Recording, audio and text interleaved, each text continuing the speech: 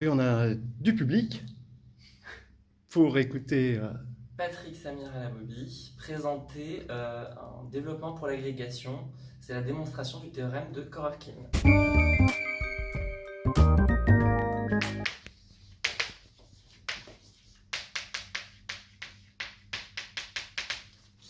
Alors, on va poser d'abord donc soit I, un intervalle réel de 0 à 1, et on va poser CI dans R, l'ensemble des fonctions continues sur I à valeur réelle.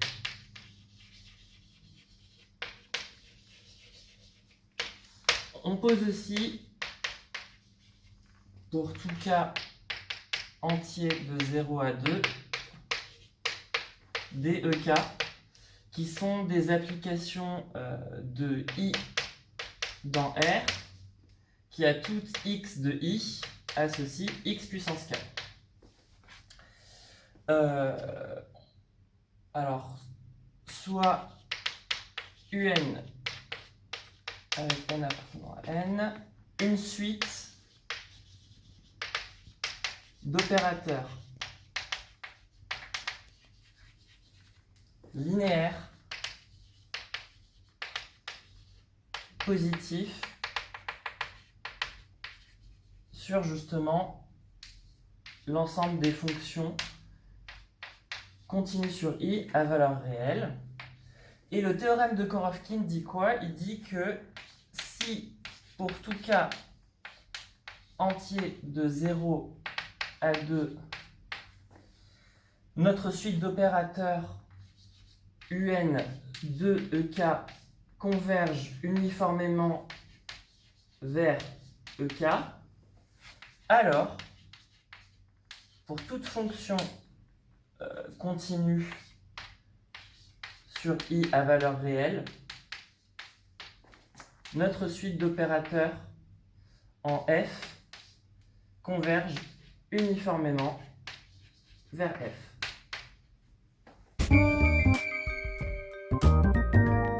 Tout d'abord, on va montrer que pour toute fonction continue sur I à valeur réelle, on a l'inégalité suivante. Valeur absolue de U de F est inférieure ou égale à U de la valeur absolue de F. Alors, soit F quelconque, on sait que on a l'inégalité suivante.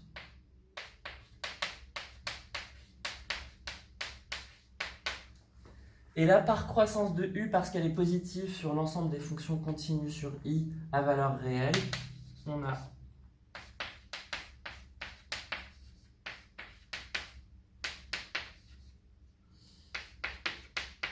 et ça écrit autrement, ça revient à dire que la valeur absolue de U F est inférieure ou égale à U de la valeur absolue de F. C'est ça. Ensuite, on souhaite majorer la quantité suivante.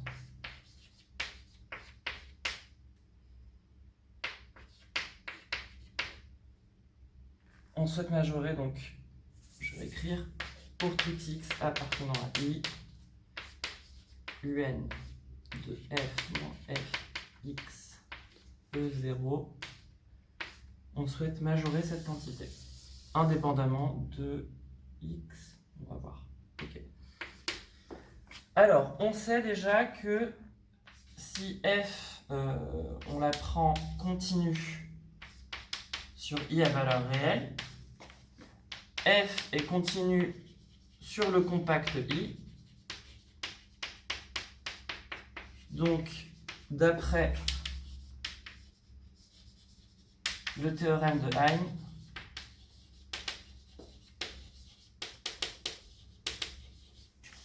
F est uniformément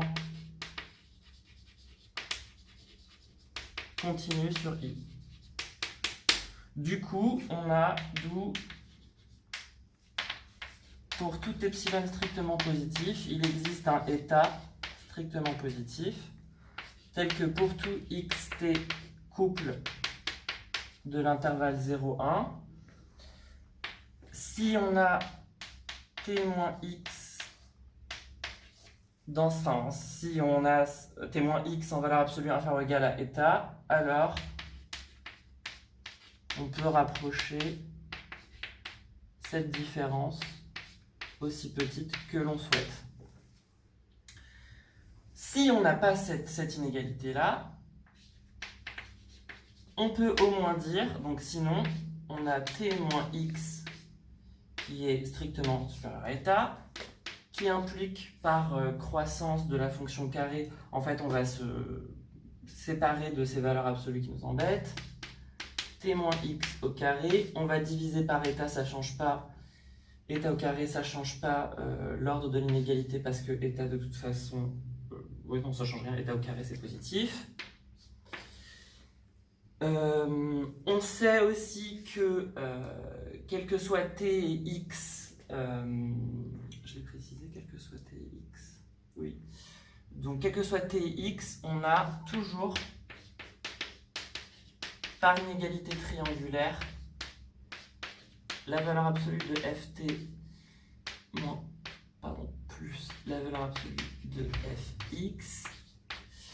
Et comme f est continue sur i et que i est un compact, elle est majorée et on peut définir en fait la norme infinie de f comme étant le sup sur i de f. Et du coup, on va majorer ces deux quantités par la norme infinie de f. Du coup, on peut dire en tout cas que pour tout tx, je vais peut-être tout tx appartenant à i carré, dans tous les cas, donc soit c'est inférieur ou égal à epsilon, et on peut continuer en disant que comme cette quantité, elle est... je peux encore majorer, pardon. Ici, comme ça, c'est strictement supérieur à 1, je peux multiplier par cette quantité-là.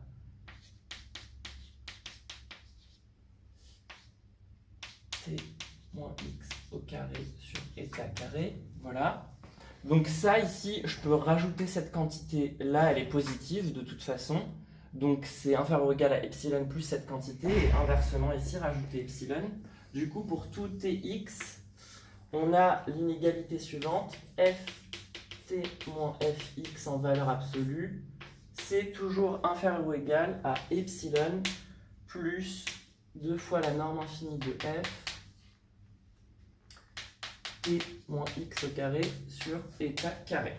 Donc comme c'est vrai pour tout t et x de i carré, je peux réécrire cette inégalité autrement en disant que c'est f moins f de x, parce que c'est vrai pour tout t, e0, donc ça c'est ce qu'on avait posé, une des fonctions qu'on avait posées, inférieur ou égal à epsilon e0, plus 2 norme infinie de f, et là je vais développer ce qu'il y a entre les parenthèses. Donc ça sera, j'aurai du t carré, donc ça va me donner du e2, j'aurai du x carré, donc x carré e0, moins le double produit, c'est-à-dire 2x e1. Maintenant qu'on a cette inégalité-là, on va pouvoir appliquer U. D'après ce qu'on a vu ici,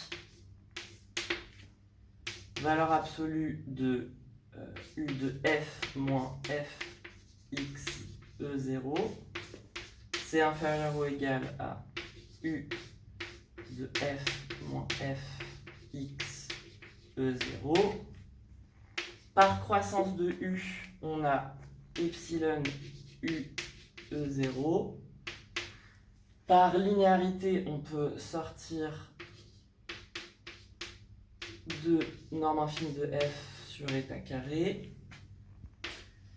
Et là, par linéarité, on va avoir u de E2 plus x carré U de E0 moins 2x U de E1. Donc on a bien majoré cette quantité-là. Et maintenant, ce qu'on va faire, donc on va poser une suite UN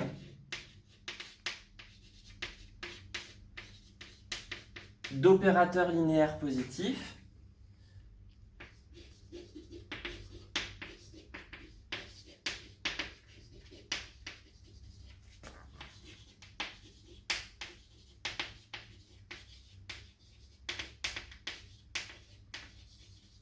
sur C de I à valeur réelle, qui va répondre aux hypothèses formulées par le théorème de Korov-Kim.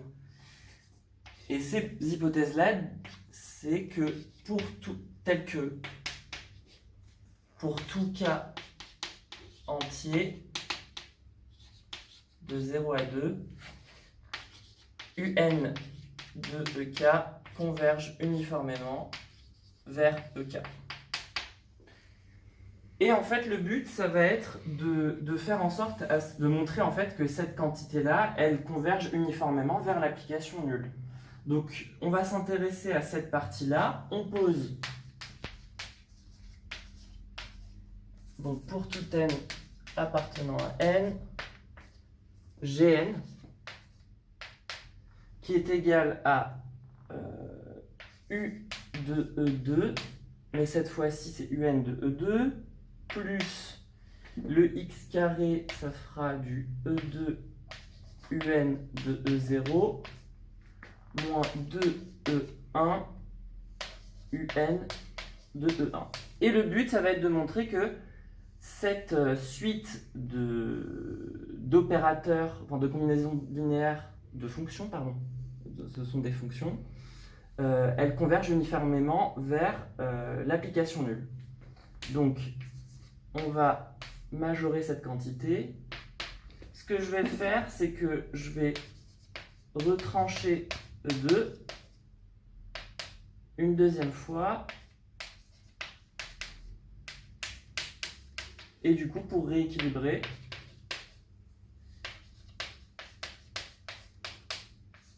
je remets E2. Par inégalité triangulaire, on a UN de E2 moins E2.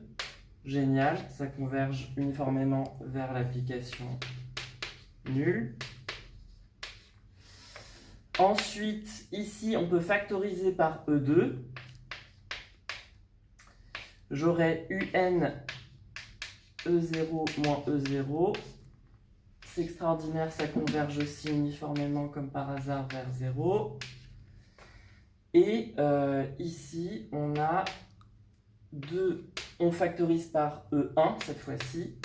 Et on a UN E1 moins E1.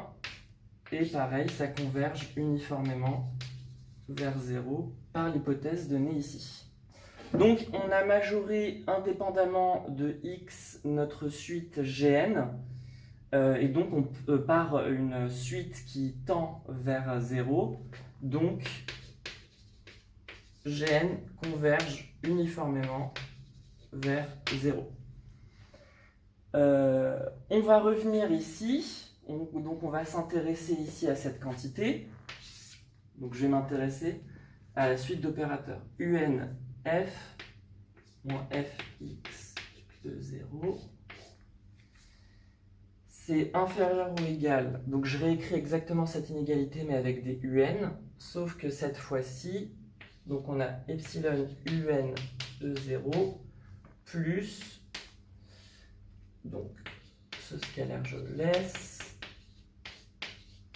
et là on a en fait notre Gn qu'on a posé.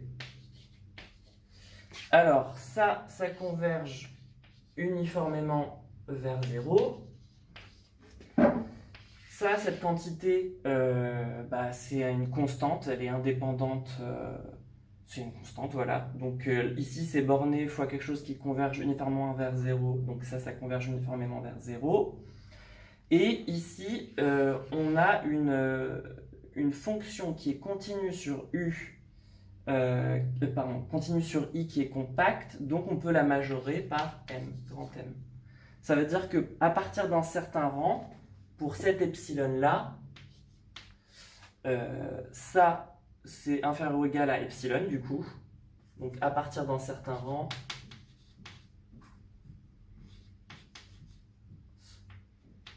on a UN de F moins Fx E0. C'est lisible ou pas? Non, c'est Oui, pas si, lisible. je m'approche. Ok. Hop. Voilà, inférieur ou égal à epsilon m plus 1.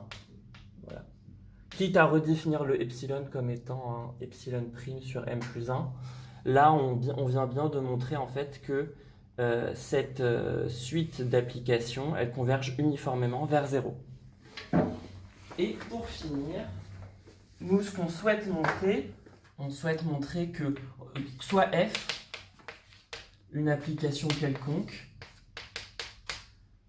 continue sur i à valeur réelle, on a toujours un, donc pour tout x, appartenant à i, on a, nous ce qu'on souhaite montrer, c'est ça en fait.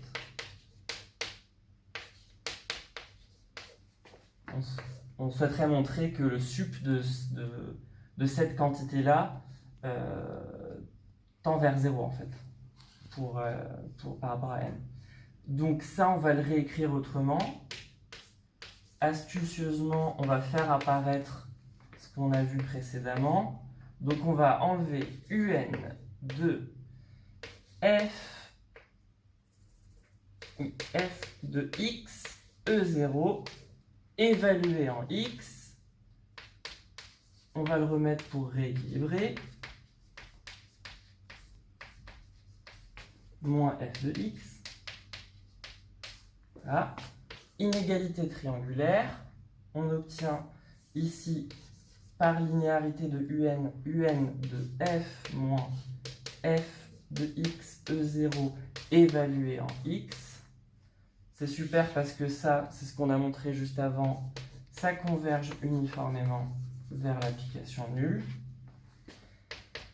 Et on a cette quantité-là, on peut par linéarité sortir le f de x et factoriser par valeur absolue de f de x.